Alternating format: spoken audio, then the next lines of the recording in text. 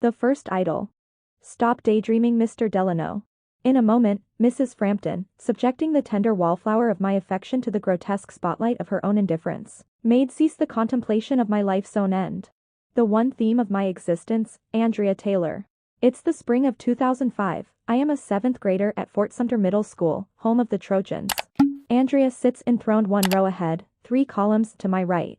I have mixed feelings about this, for while it affords me an almost uninterrupted view of her during 2nd and 5th period, it also places her immediately adjacent to Kyle Schwimmer, another 7th grader, possessed of summit-less bicep peaks, which forces me to a fixed conclusion that he's been injecting steroids intravenously since infancy, and whose hair, defying no less than 2 laws of thermodynamics, I am sure, manages to appear wet and shiny hours after we all have a just expectation that it should be dry. I despise Kyle Schwimmer. Andrea herself. Andrea, crowned with brown tresses, and bangs, layered alternately and Kevlar-like in Abercrombie and Hollister tank tops, floating on a cloud of all-white etnies, and tastefully adorned in torn and acid-washed denim. If Helen, Esther, Cleopatra, Megan Fox herself stood before me, they could, collectively, aspire to light but a Yankee candle of affection before the blast furnace that is my love for Andrea Taylor. She dignifies all she touches. Braces, hitherto unthinkable, become the obvious conclusion of several months' jagged back and forth between myself and my mother, she, keenly impressed by the delayed gratification of orthodontics. I, unwilling to suffer an infinite 2 years of public degradation before my muse. That is, until Andrea arrives one Monday morning, her teeth elegantly arrayed in alternating pink and key lime green squares, her 2 favorite colors, and now mine. At best, she freely elected the ornamentation, and the entire school, nay the entire world, must soon follow suit. At worst, she was compelled by her parents, and to join her was now a question of solemn solidarity. I said, stop daydreaming, Mr. Delano. You're not even on the right page. You had better snap out of it before this evening. And to think, you before the entire school. As the sole member of my 7th grade class to make the principal's list for 4 quarters consecutively, I was nominated by the student council, that reverend body, to deliver the customary student speech at the spring awards banquet. My entire family would be present, as would a large portion of the student body, their own families included. My speech was already prepared some week in advance, but the grandeur of the event, the achievement of garishly mismatched ties and dress shirts of which adolescent boys seem uniquely capable, the attendance of one's forebears, the events occurring at night.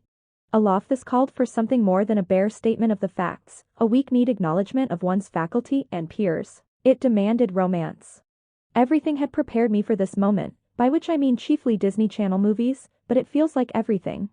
I must take the occasion to declare my intentions, my love for Andrea. I set to work.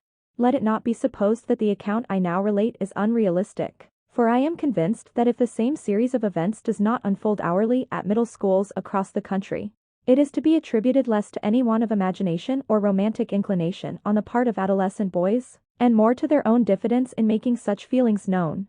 My case may be singular in that I did declare my love, but then, mine was no common love. The night arrives. I scramble numbly from the 3rd row of my mother's van just in time to witness Kyle Schwimmer, emerging from the passenger seat of his older brother's Mazda Miata, a convertible. A pox on all his house. I'm wearing a light blue button-down, hastily ironed khakis, and, in defiance of all my mother's objections, a striped tie, green and pink. Kyle is in all black. I think this is ridiculous. I take a second look. It doesn't seem quite so ridiculous. I wonder why I did not wear all black. I hate Kyle Schwimmer. We begin to walk past what should be familiar sights, but in the dark, and on a night of such moment, I recognize nothing. That is, until I hear her voice. Andrea and her parents are following just feet behind us. My younger brother trips over a step. I despise him with my entire soul. She doesn't seem to notice, or to impute his failings to me despite our near relation. I hold the door open.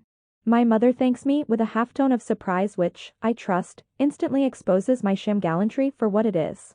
I cannot escape the suspicion that in the short time it took us to move from the van into the school, I have fallen, like one of Milton's angels, to the furthest recesses of the pit in Andrea's esteem. She smiles as she enters through the door. I am confident that no door has ever been restrained by such a superfluity of force, and is heard to say, "Hi, John." I ascend all at once from Inferno to Purgatorio to Paradiso.